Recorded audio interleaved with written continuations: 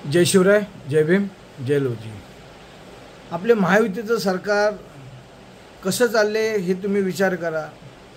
म्हणजे तिकडे जळगावमध्ये जेव्हा नेपाळमध्ये आपले प्रवासी जे मृत्युमुखी पडले, आमच्या गावचं गाव मृत्युमुखी होतं, त्याच दिवशी त्यांचे मृतदेह त्यांच्या गावी आणण्यात आले। पण त्याच दिवशी आपल्या शेटजींनी म्हणजे पंतप्रधान नरेंद्र मोदींनी मोठी अशी लखपती दीदी असा मोठा कार्यक्रम घेतला।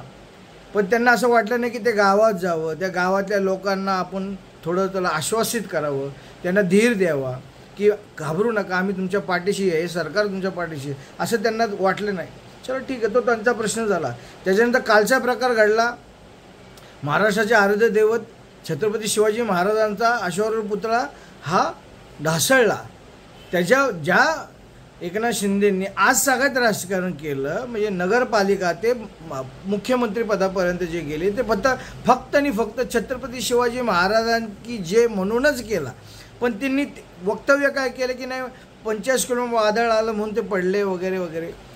ठीक आहे, तो त्यांचा भाग झाला। बीजेपीने तर त्याच्यावर काही प्रतिक्रिया दिली नाही, फार उशिरानंतर देवेंद्र फडणवीसांनी त्याच्यावर प्रतिक्रिया दिली।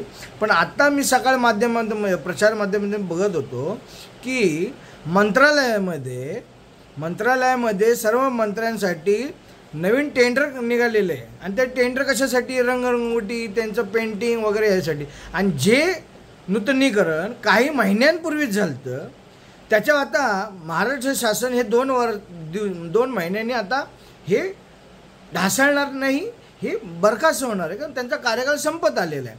पण तरी फक्त काही कंत्राटी लोकांसाठी की ज्यांच्याकडनं मलिदा खायचा आहे, जसा का छत्रपती शिवाजी महाराजांचा जो अश्वारूढ पुतळा बांधला तर 24 वर्षाचं पोरग आणि त्याला 350 कोटीचं त्यांनी कॉन्ट्रॅक्ट दिलं। आणि ते कुणी दिलं?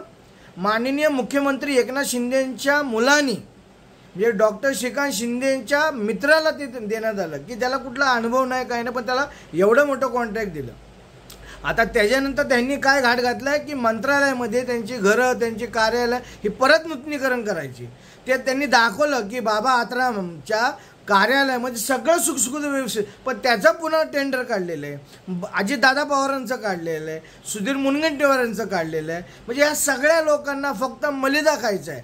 हे महायुती सरकार आहे ना, फक्त मलिदा खाण्यासाठी एकत्र आलेले आहे आणि हे दुसऱ्याला नावं ठेवतात। पण आता ह्या माझ्या मायबाप जनतेला, गोरगरीब जनतेला महाराष्ट्राच्या सगळ्या कळलेलं आहे की आता हे फक्त महायुती सरकार काही दिवसांचं राहिलेलं आहे। आणि माझ्या महाविकास आघाडीच्या सर्व माता भगिनींना, मतदार बंधू भगिनींना मी नम्र विनंती करतो, काही झालं तरी आपल्याला यावेळेस महाविकास आघाडीचं सरकार आणि महाविकास आघाडीचा मुख्यमंत्री ह्या महाराष्ट्रात बसवायचं आणि एक स्थिर सरकार द्यायचं, हे लक्षात ठेवा। जय भीम, जय लवजी, जय महाराष्ट्र।